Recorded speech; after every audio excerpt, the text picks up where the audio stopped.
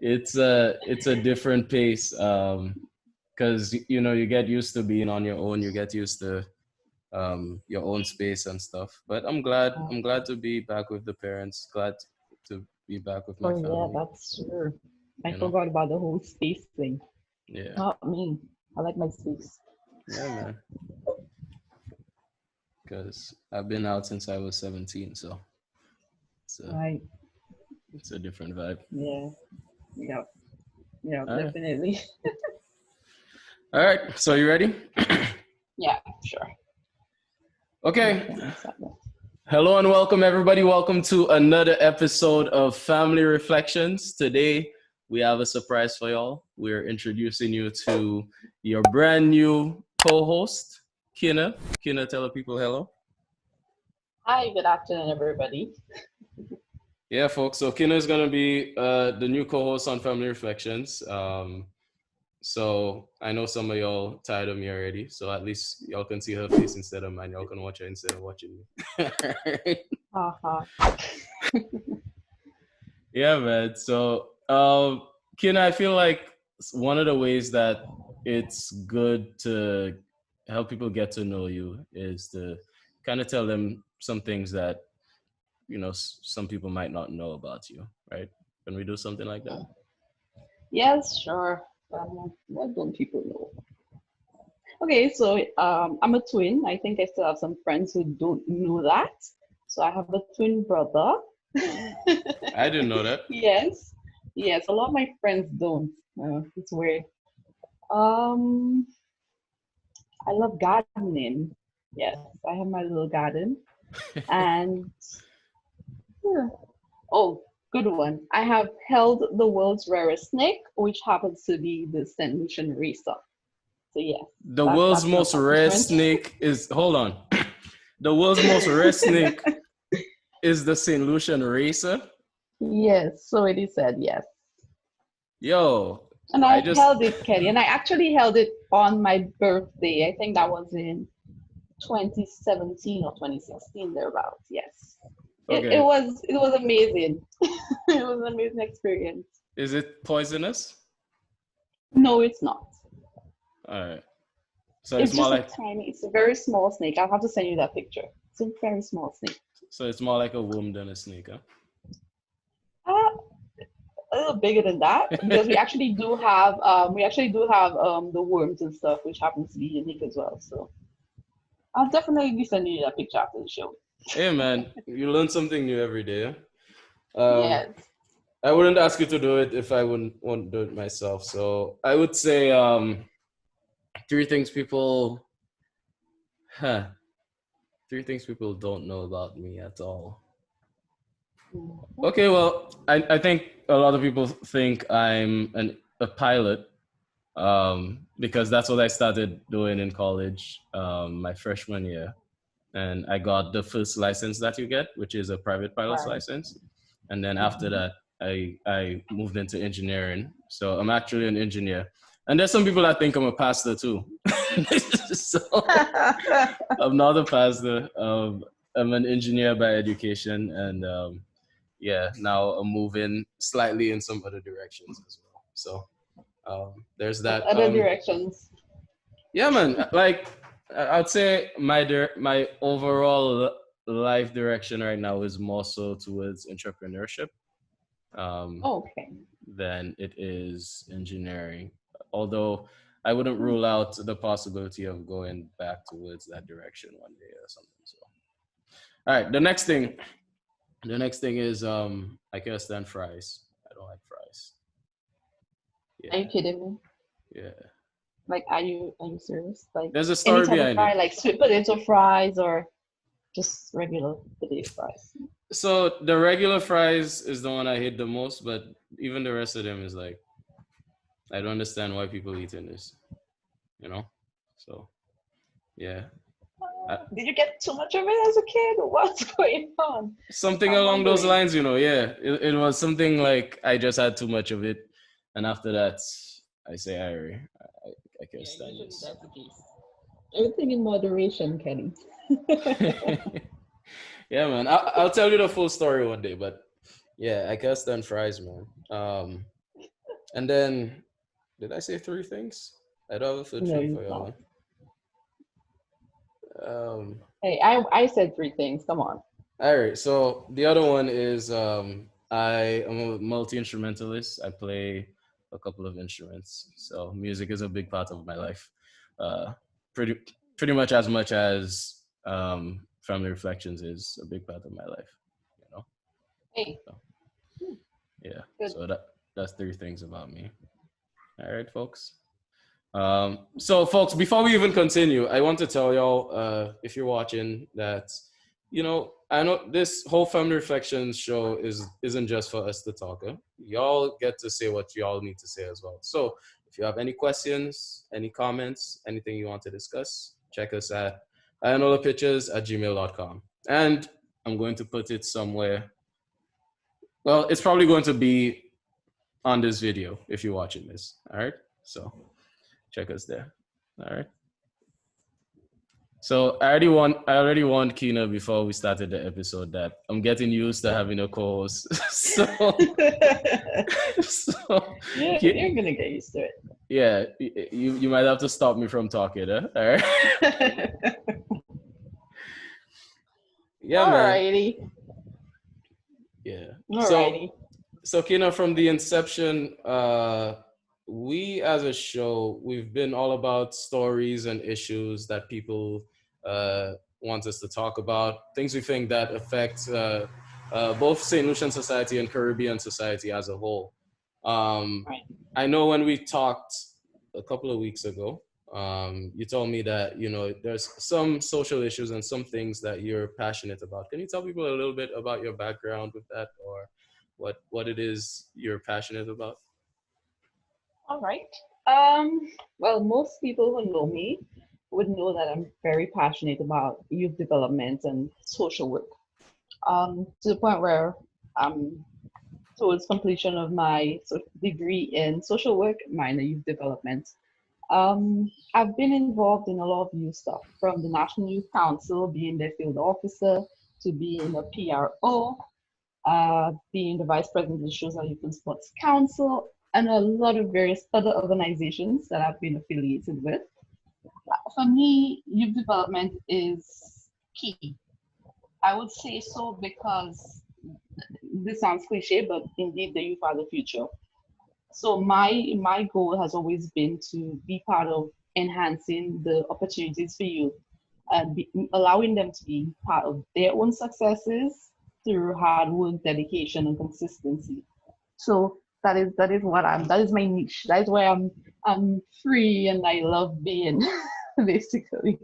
Huh.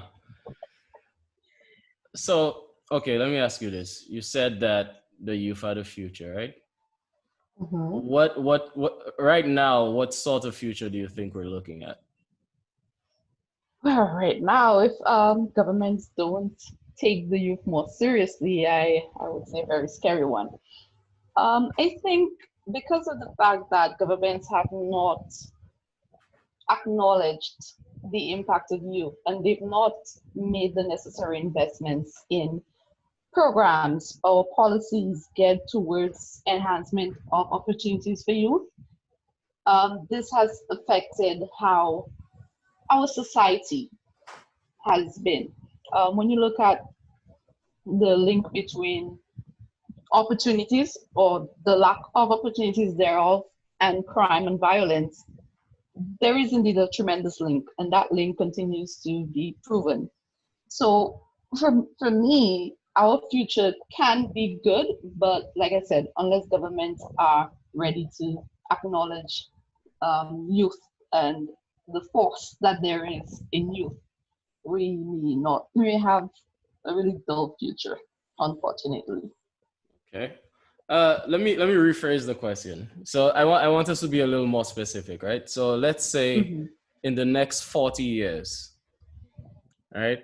When I'm already old and gray and my waist hurting me all the time, right? In the How do next you 40 tell me years. 40 years? With the way Corona is going, I don't even know what tonight might look like. You tell me 40 years. Okay. you Okay, know, let's look at it. but I mean, hold on. I mean, even with the way Corona's going, I think everybody watching this right now, as crazy as things are, we all have in the back of our heads that we have this hope, and you can call it maybe being overly optimistic, but everybody has this hope that things will go back to normal, right? You feel that way? Do you not feel that way? You feel like all is As lost? normal as it can be. No, no, definitely not all is lost. Definitely not. But normal in the sense that there will be, we would be considering what is happening now and making adjustments for the future in that sense, yes. So, okay, being more specific again, you think people would be wearing masks forever? No, they're not even wearing it now. No, well, that's because in St. Lucia we're lucky, yeah? Yes, yes, until we, well, yeah, that's a whole other thing. But not well, but for COVID-19, what COVID-19 has done is to actually highlight the inadequacies of, let's say, the healthcare system, the economy, for example, the heavy reliance on tourism. Mm-hmm. So it has highlighted all of these things. So funny when we say normal, I'm hoping that it doesn't stay the same, but it gets normal in the sense that we actually take action to adjust those inadequacies that exist right now, and that is proven to be very challenging to overcome with this pandemic. True. Okay. So you're saying things can get back to normal, but we need to work for it, right? Am I right? Yes, definitely. And we have a lot of work to put in. True. True. But going back to my original question, right? Okay, so let's say in the next 40 years, because you've worked with youth so much, right? So you have a very informed perspective on how young people in the generation after us, and even our generation, think. How do you see society changing? Not only in St. Lucia, but in the Caribbean. First off, when it comes to, and I'm glad that in your three things you said you might be moving into a new direction, that's entrepreneurship. What I've been noticing is the trend, the growing trend where our young people are becoming entrepreneurs. Not growing quickly, but it's growing. So definitely we have to take into consideration entrepreneurship. Again, with lack of opportunities, the high unemployment rates, we have to find something. We have to find another means to be financially stable, basically. So a lot of our young people, we're actually engaged in a lot of programs and training programs, skills generation, and all of that to actually allow them to become entrepreneurs. Okay. We're too focused on teaching our youth to actually be employees. We need to develop our entrepreneurship base. So going forward, I think that would be a very sustainable option. We also have to look at technology. And even now with this whole pandemic, you and I were conversing using Zoom. So definitely technology will be playing a significant role in our future in the next 40 years. You will see things that are happening now becoming possibly almost a new normal, I would say. Things like what? Things like what? Having flexible working spaces. All right. Yes. Not being too demanding when it comes to physical presence in that sense. So yes, do things like that. The youth are very innovative. They're creative. I'm seeing an increase in talent, such as artists and stuff. Back in the day, you will not see persons saying, "I want to become an artist. I want to just paint. I want to do this." But we have people like Mr. Simeon and others who are up and coming, who are changing the whole dynamics of the type of jobs that we can get into and the type of work that we can look at. So all of that, I think in the next 40 years, we'll be seeing that little shift towards technology, entrepreneurship, and the type of careers that our young people are moving into. All right. And I'm glad you mentioned the arts aspect of it, because I'll give you my experience growing up. Right, growing up, I remember, you know, Vision de la Vie. Vision de la Vie is what existed before I Know the Pictures, right? And it was a church drama group, and then started making films, and then we started I Know the Pictures. Um, but there's always been this sentiment behind the scenes where people feel like you can't make a living from creating entertainment. You can't make a living from creating films in St. Lucia or in the Caribbean. Um, but I think we're here to change that. I really believe that I Know the Pictures as a company in the next 5 years will revamp and reshape the Caribbean film industry. And I think you're right about the art thing. I'm also involved with Lucian musicians, and I try to avoid talking about Lucian musicians on this platform. But Lucian musicians goes towards the same vein that you just mentioned, because we're highlighting and pointing out that it is possible to build a career as a musician in the Caribbean, and rival that of the careers of people from other places. Right. So, yeah, man, that's very important to me, what you just mentioned. Um, Art being a viable career for people. Yes. Yeah, because growing up, if you remember growing up in school, arts and entrepreneurship were not viable options for anybody. No. That's not It what looked like a anybody complete was taught. loss. Right. So Yeah, you'd be like, what do you want to be when you grow up? I want to be a doctor, a lawyer, a nurse, this and that. The usual stuff. Nothing, these things are a bit scary, and it's like, oh, you're not going to make it. You're not going to be successful.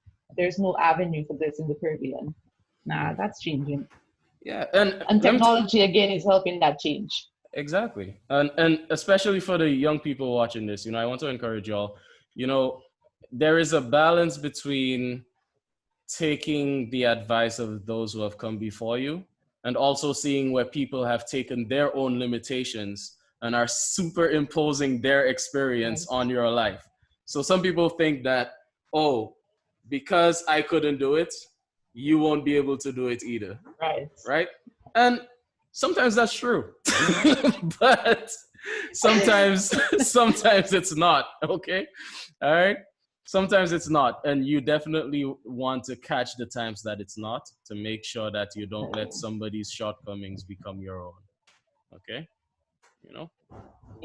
There's also, we acknowledge that, and we have to also look at, we always tend to say, oh, it's not going to happen for us, or it's never going to happen.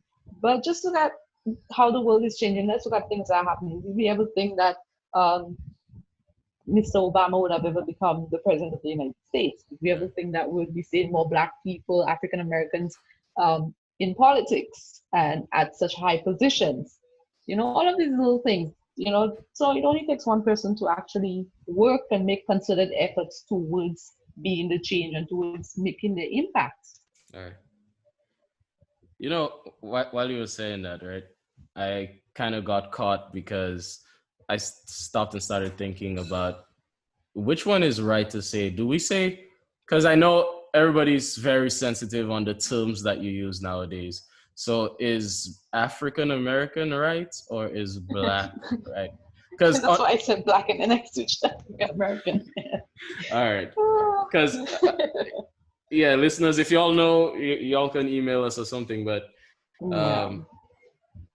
on the episodes with Mike Nixon, I was saying African American sometimes, and then I was saying Black sometimes, because I wasn't sure. So I was kind of jumping around in between the two. Yeah, I don't know. Yeah, it's so sensitive. Yeah, but hey, we're not afraid of sensitive topics, right? No. Are you? Or you just saying no because we're on the episode? No, in general. I have a loud mouth, and you have to speak from a factual perspective at times. So if you're sure and you're confident about what you're saying, then yeah. But of course, I'm open up for correction. So yes, if anybody knows the correct term to use, please let us know. All right, all right. So going back to you working with youth, right? Um, Mhm. from your perspectives, and I know we're in an election season. Are you talking about any government or This is any? why I did not wear a yellow shirt, Kenny. I actually had a yellow shirt. I can give you a little story here. I actually had on a yellow top. I said, okay, Hmm. I'm just going to wear a yellow top and thing. Then I'm being told, in this era, did you not see what happened to the other young person? And then I'm seeing videos, of Johnny LeBon and various other people, my friends, Rajan Montut, and all these people who were being targeted because of what they wear or what they say or something like that. But yeah, so I just didn't wear my yellow shirt, but I'll be wearing my yellow shirt in the next episode, definitely. Oh my gosh, man! Why? Why are Or people? red or whatever color, right? Whether it be red, yellow, whatever color, I'm gonna wear my clothes. It's my clothes, okay? Just saying, viewers. Listen, man. I have this chapter in George Road. So I wrote this short book called George Road, right? Mm-hmm. And there's this chapter which is actually based on a real story, but I'm not going to say the details of the real story because I don't want to be targeted, like you said. I don't want to become a target. I'll be finding out. But so I just point out in the chapter how ridiculous it is when people get behind these party lines. It's one thing to be loyal to a certain party or a certain philosophy or something, but don't Right. let it blind you to the facts. Don't let it blind you to Yes. actual concrete policy and direction. Right. You know what I mean? And I Yes, find, definitely. yeah, man, and I find especially in the Caribbean, we often get caught on very surface level, preschool level politics where, oh, star powerful, just Right, right. And being ridiculous. upset with people over that. Oh my gosh, man. We And when we you we ask, play color politics. yeah, I'm going to start getting worked up. So anyway, Yeah, let me, let's move away from the whole political thing. You were saying about we're close we're close to an election or something, yeah. right. So yeah, aside from the election, yeah, and all that stuff, what would Mhm. you say that Caribbean governments have done right and what have they done wrong when it Hmm. comes to youth in the Caribbean? Hmm. Very good question. I would say what we've not done right is when it comes to our policies. And let's zone in on national youth policies, for example. And typical example, St. Lucia. We are yet to have an established youth policy. Recently, I think in 2016, we drafted a new policy by Ms. Eversley was a consultant in that. And it was recently tabled to Parliament, from what I was told. Cabinet, it went through Cabinet, but it was rejected. Um, I think the National Youth Council did come out and ask questions with regards to that. Yet, I've not, well, from my information, I've not seen or heard anything as it relates to a response to the National Youth Council as to why the policy was rejected and grant. So you need, if you're rejecting something, like they're saying, you need to be able to identify what parts, what's wrong. Let's go back, correct it, make the necessary adjustments, and propose it again. But last I was told, there was no feedback. So in just establishing a national youth policy for the individual countries, I think that is a necessity because that's where it all begins. If you don't have a national youth policy, you're basically having all of these organizations and youth councils just operating a bit blindly, sort of, Right. without that document. You can't do much. In addition to that, I would hope that these councils, these organizations are actually getting the financial support that they need to carry out a lot of the programs that are necessary, such as a lot of the social programs for our youth. If we want to actually have positive youth development, and if we mean it when we say we want the youth to be successful, we want them to be resilient, we need to be able to support those programs. And it's not just talking, and saying, I support this. You need to put your money where your mouth is, basically. So there needs to be that level of financial support. So just that, yeah. So we need to have established national policies, and we need to have financial support, basically subventions to the councils. What have they done right? I think the governments have, to some degree, recognized that youth have power, and I will touch on just briefly, especially when it comes to politics. We're going back to that. Right. So yeah, they've in recent years, I'm seeing they've recognized that the youth have power when it comes to politics. Because if you look at throughout the region, the trend with new votes, it's happening in Guyana, it's happening in other countries, and it's happening in St. Lucia. Because last election, I think, we had a larger youth turnout in voters.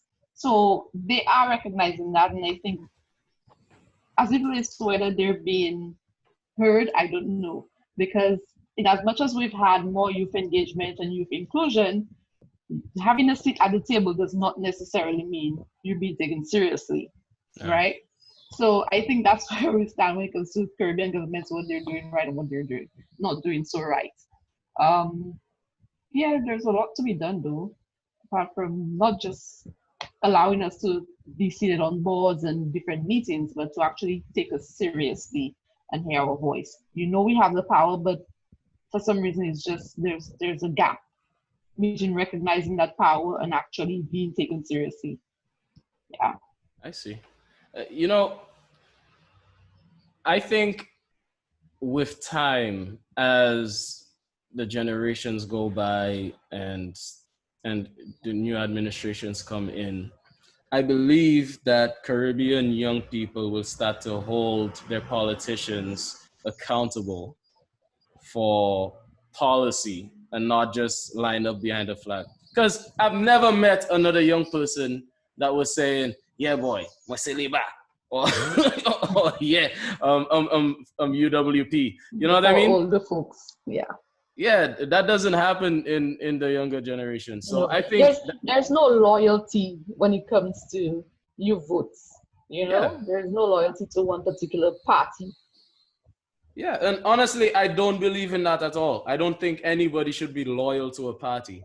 You should, every single election cycle, you should sit down and think about what's going on. Think about what direction what your country is moving in, and then make your decision based on that. So with that said, it starts off with youth having values, and principles. Right. So once they do that, then they get to sit and assess and see what they want for the future. All right. So with that said, folks, we want to announce that Kena will be running for Prime Minister of... Oh, Kenny, such a controversial statement. No, man, how many people actually thought that I would possibly be running for Trizell in the future? So is that not, so he makes not up in the cards? Nah, you look like you're still thinking about it though. Are we discussing this? Moving right along. Okay, all right. I have a feeling it'll come back up, but all right. Yeah, man. Yeah. So how do you feel about some countries opening up though? Because I know you mentioned that we have a lot of work to do because of COVID, and things aren't going to get back to normal just overnight, and we have to put in the work. Do you see us opening up the borders and letting people back in as a step down the right direction, or maybe something that we shouldn't be doing right now? Now, mind what you say, because... I'm speaking to you, so I'm going to be very hesitant because you recently came in. Yeah, so I vex already. I don't even care what you say. I know. Yeah. I really thought that we would have used the additional 3 months, and I say additional 3 months coming out of the really tight period. So we had, let's see, July, August, September, right? So these 3 months, I thought that we would have used these 3 months to focus on developing our other sectors, right? Because I Okay. know we want tourists to come in because we're reliant on tourism. All right. But I just expected us to use those 3 months in particular to just, put things in order, develop other sectors such as agriculture and these sorts of things to reduce our food import bill and all of that before we actually opened up completely. Mm-hmm. I don't have a problem with returning nationals. Our citizens, our people are always welcome. Then we should have to come back to their country. No place like home. I don't have a problem with that. But when I see, actual foreigners coming, I wonder, like you said, where they going, what's going on? So, they're actually coming from the countries with all the corona and, the high numbers, death rates and all of that. So for me, we should have taken it a little slower. But I don't have a problem because at some point we would have to open our borders. At some point, we cannot stay closed up forever. People, don't be unrealistic. We cannot. We will not survive being closed up forever. No. You want to know? There is work to be done in our agricultural sector. No, I agree. You want to know how I see tourism as an industry? Imagine a young girl, right? A young, pretty girl but she's smart. Like she's smart, she's talented, she can do stuff. But she decides that the quickest way for her to earn money is to use her looks, right? And because she's pretty, it works. Of course it works. She makes the money because she's a beautiful girl, right? But she's also intelligent. She also has skills. But she decides to use her looks. And but she's going to age at some point. Exactly. And that's how I see tourism. Because what happens is a country like a Caribbean country we use our natural resources, which is our beauty. We have the beaches and we have the temperature, and the breeze, we have all that stuff. Everything. Right. And so the regional governments say, listen, that is a multi-billion-dollar industry that we need to tap into. So let me use that to generate employment. Let me use that to feed my country. But here's the thing, though. One day, it's an industry that could disappear in one day. You know what I mean? Like one day, there's some bad experience with some tourists. People just stop coming. We live in the Caribbean, the tropics. Obviously, we're prone to hurricanes and storms and all of that. So, yeah. It could vanish in no time. Yeah. By the way, listeners, y'all hearing that snoring, right? Can y'all hear the snoring? No, yeah, I'm listening attentively. No. So, y'all know Myrtle from Ribbons of Blue? Myrtle, they're snoring, boy. On the chair. And I'm not waking her up intentionally. I'm going to let y'all listen to the snoring while we continue the episode. Unless I just woke up. Man. I think I just woke up. Before we started? I just woke up. Check out. She just waved. She just waved her head at me. Oh gosh, boy. But yeah, man, y'all heard some snoring from Myrtle this afternoon. Yeah. So hold on.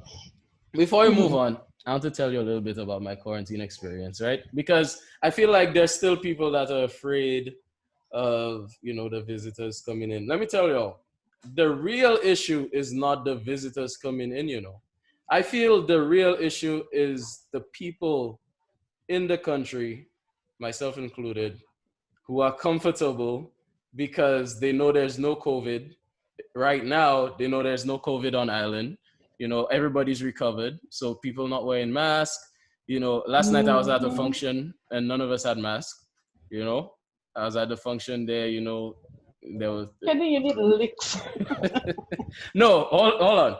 I brought my mask with me, but the whole mask thing, a lot of that is peer pressure. Because if people come somewhere and they see nobody else has a mask, you don't want to be the weird person pulling out your mask looking strange. Let me tell you. I had to go and see doctor or something. I think I traveled to see or something, and I put on my mask and I was walking through, and then person was with me like, "Why are you wearing your mask? No, I have a mask, no, whatever." And I'm like, "No, I have my mask," and I couldn't be bothered. I had my mask on. Well, no, kudos to you. That's what I probably should have done. But hey, man, like I feel like everybody's just comfortable right now. You're too relaxed. Yeah, everybody's relaxed, man, because everybody just like, the COVID thing is just overseas. And this shit too sweet. Yeah. But anyway, as I said in the last episode, my experience going into the quarantine was very rigorous. So they had me on the back of a police truck with my arms up behind my back, They had me locked up, and then when I got to the hotel, you couldn't leave your room. It was kind of like prison. Really?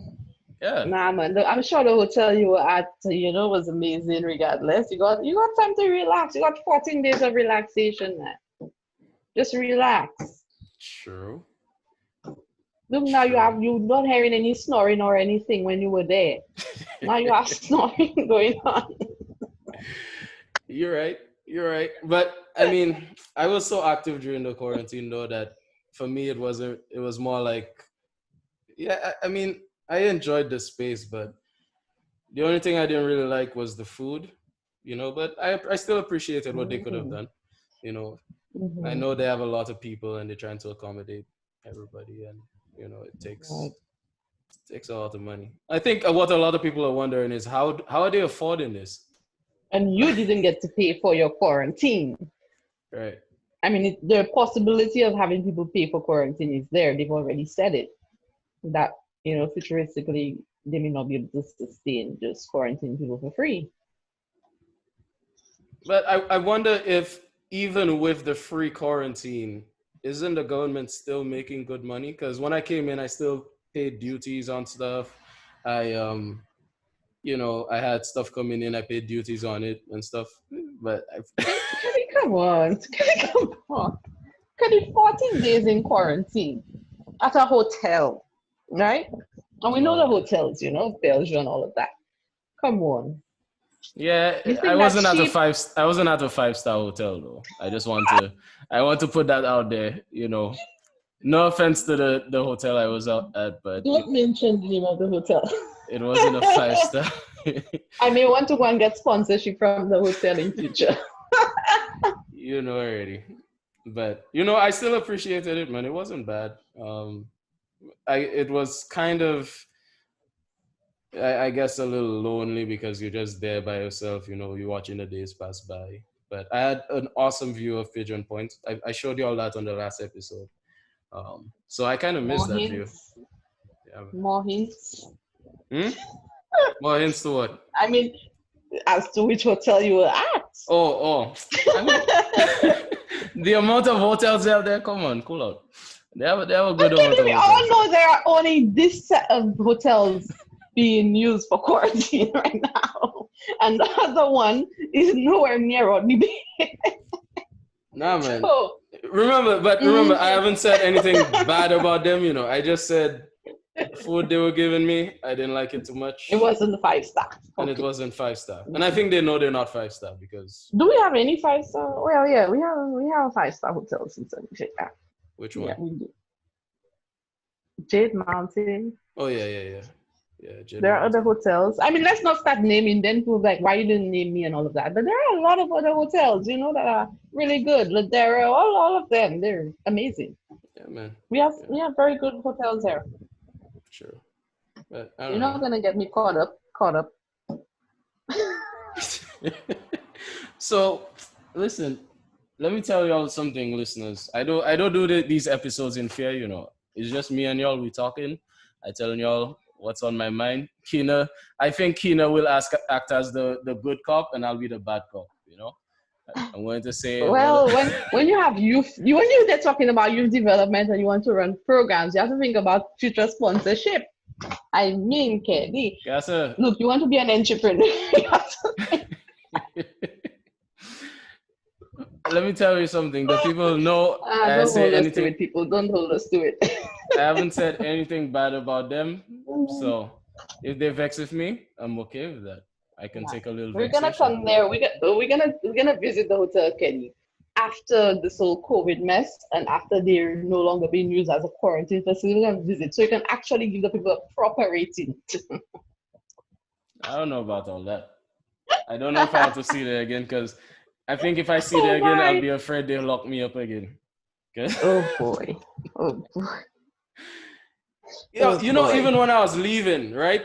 I'm leaving. I'm already Mm-hmm. cleared. I already got this because they make you take another test before you leave Yes. to make sure that Mm-hmm. you're still negative.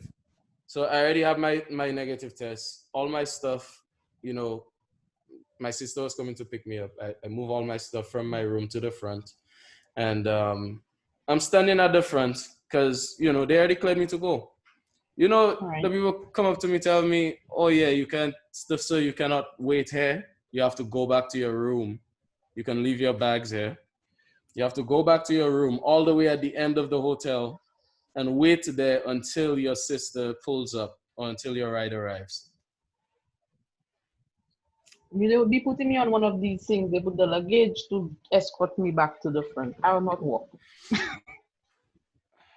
Even that, like, I understand they're taking precautions and they're doing what they can do, but Yeah, the staff has to be safe as well.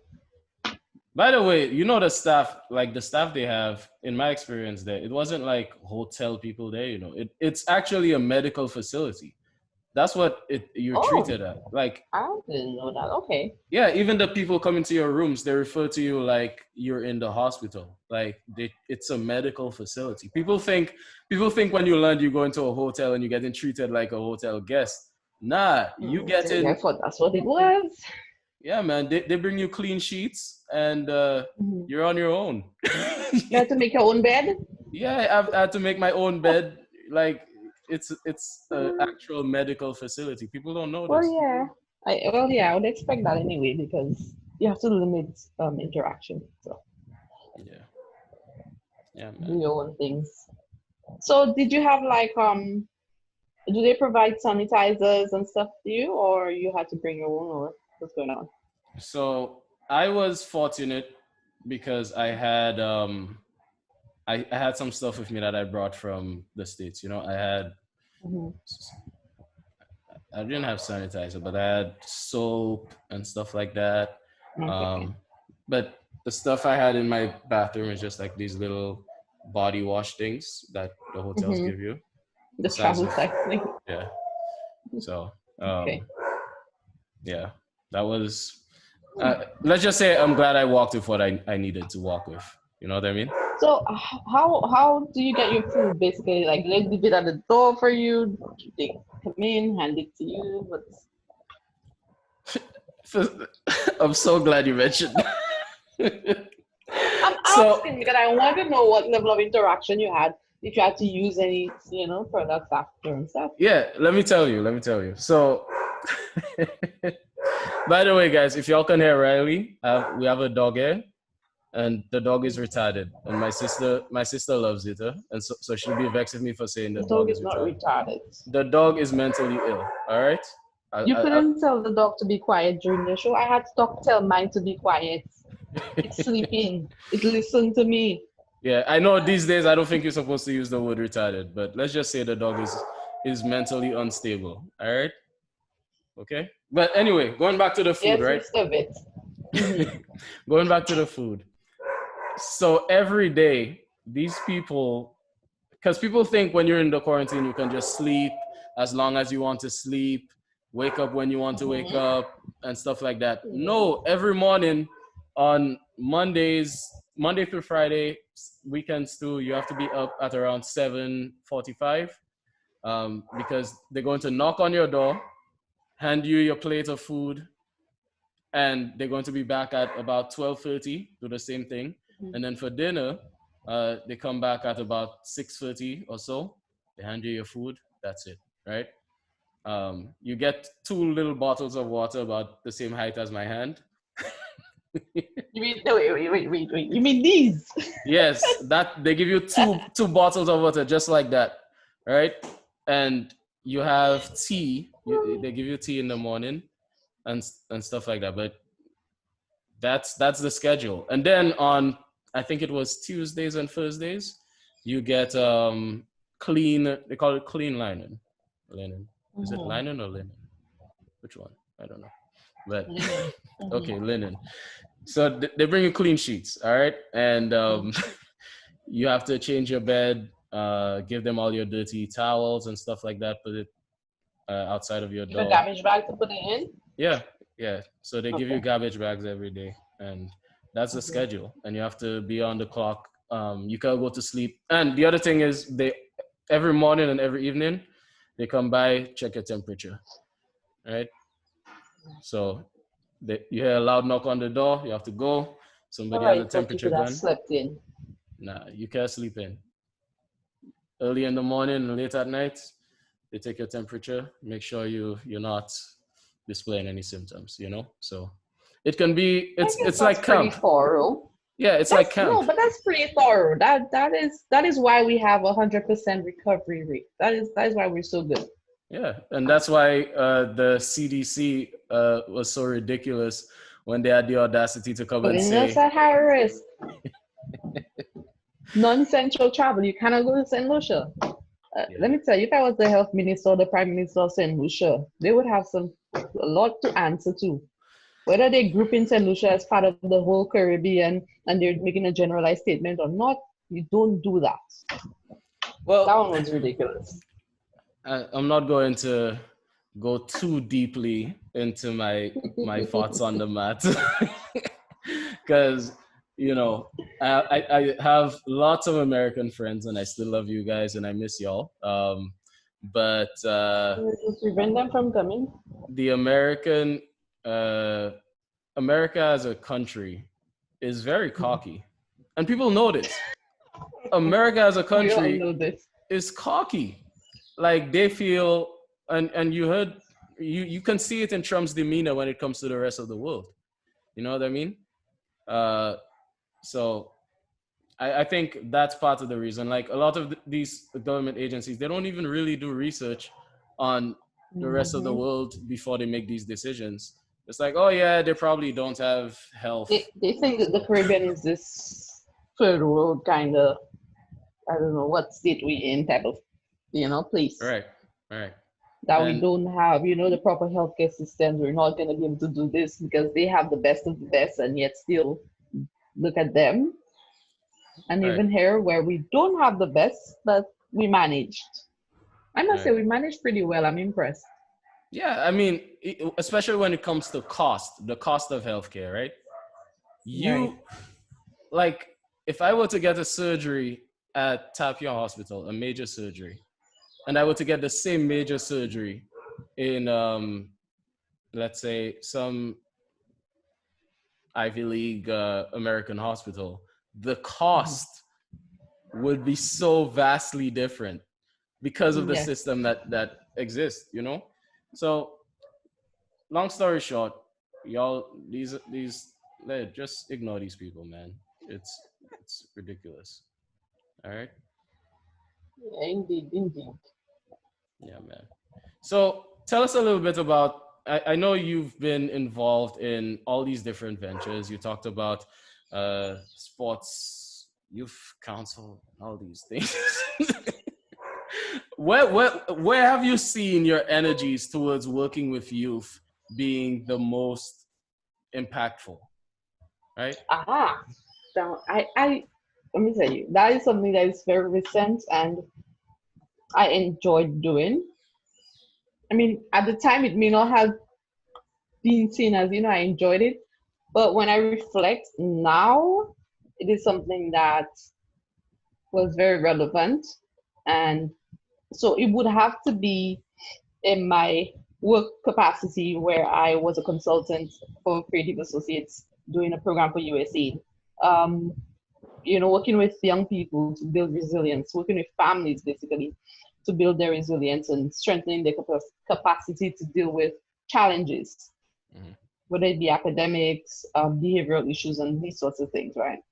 And working in the community of Vieux Fort, well, I also worked in Denver at some point, but working in families who were not as privileged, I would say, and working with young people who really wanted to make it, really wanted to do better. Some of them. That I think was my most impactful in my career and in my volunteering. That was it. Seeing the change in a family that probably was very, how do I put it? They were going through a lot, and it's like you don't know what to do. You don't know where to go to for help. You just feel lost.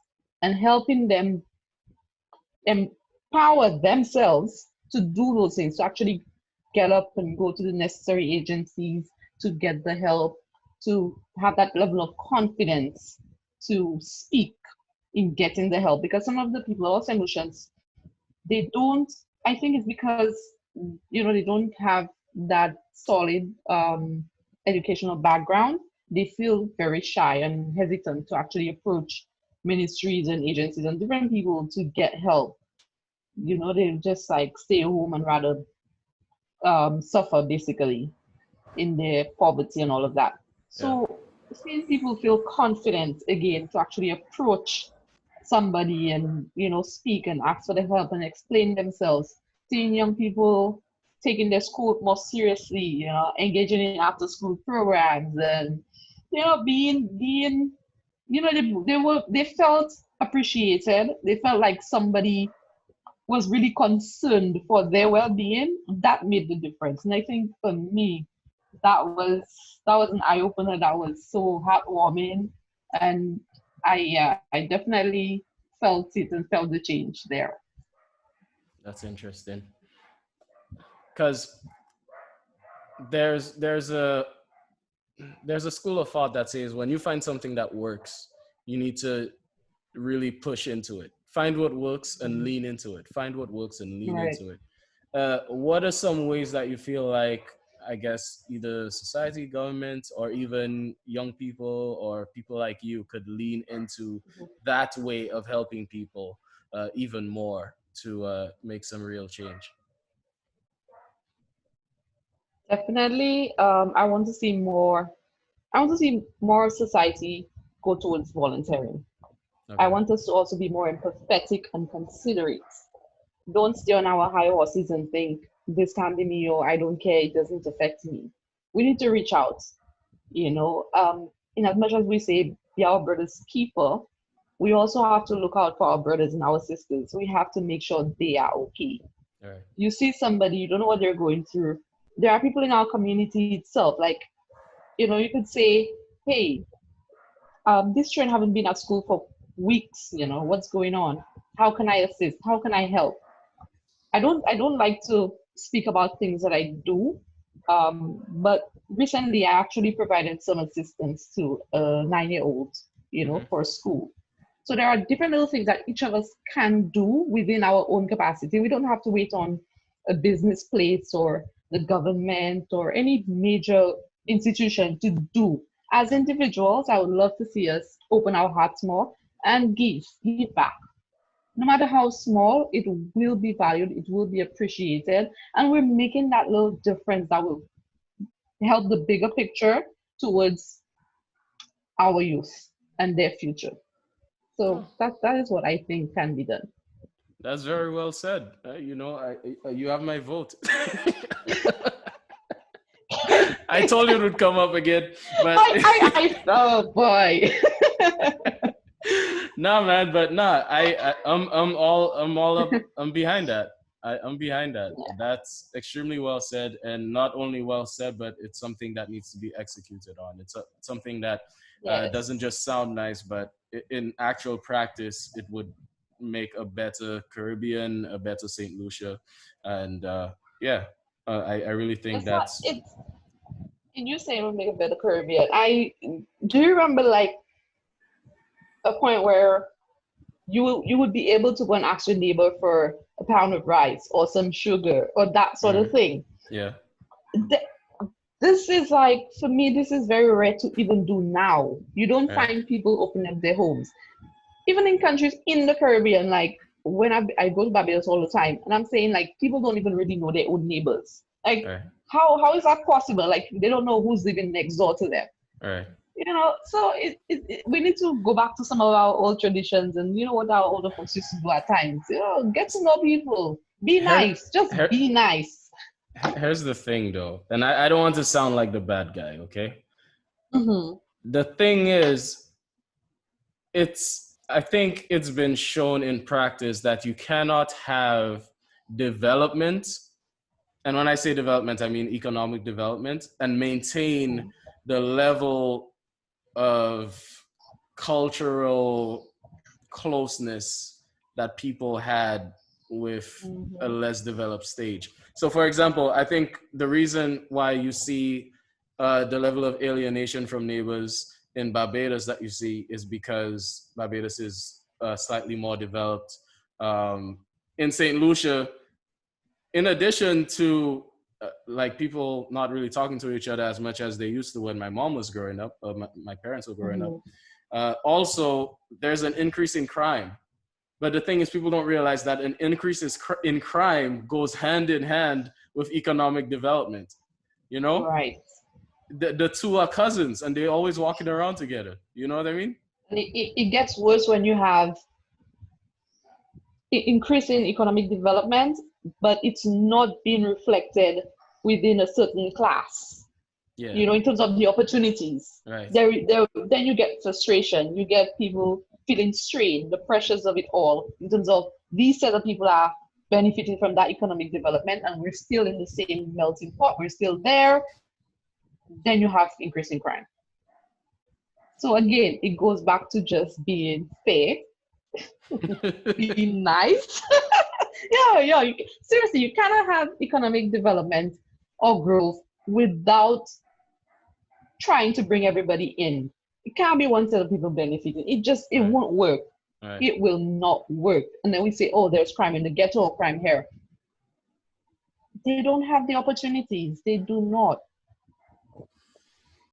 I don't know, because even while you're saying this, I try to think of a solution.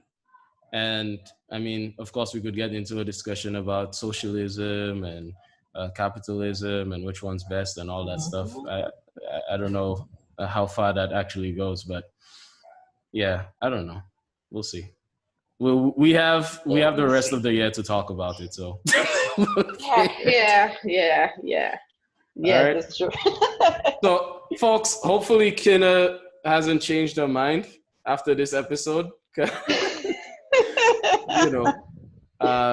I was giving her trouble, so hopefully she hasn't changed her mind yet. But hopefully, you were being considerate as well. Yeah, I was trying my best. Right? Yeah, man. But I'm glad that we're in here. We've had our first episode as co-host. I'm going to be trying to get better. She's already the best, so she doesn't need to do anything. All right. And I think you'll be my campaign manager. Hey, man. So, folks, as you can hear, the rain just started falling. But thank you for joining us on another episode of Family Reflections. And Kina, we're glad to have you. Thank you for having me. Bye for now, folks. We'll see you again in 2 weeks. Bye.